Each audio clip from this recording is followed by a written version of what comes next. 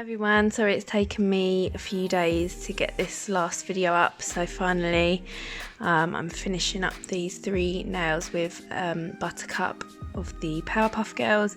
In this video you'll see that I rubbed this sketch out numerous times.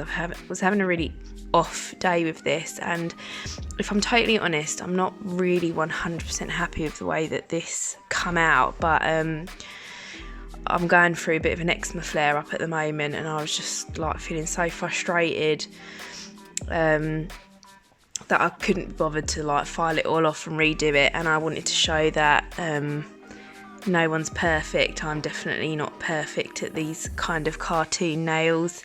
This is the sort of level that I'm at. There's so many people that are really good at this type of artwork. I wish I was one of them. I'm not, and this is something that I hope to improve on.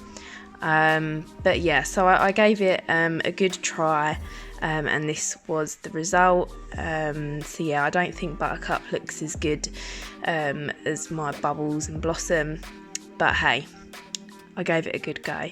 Anyway, I'm not going to talk too much. Once again, all the colours that I've used to paint her are from the gel bottle.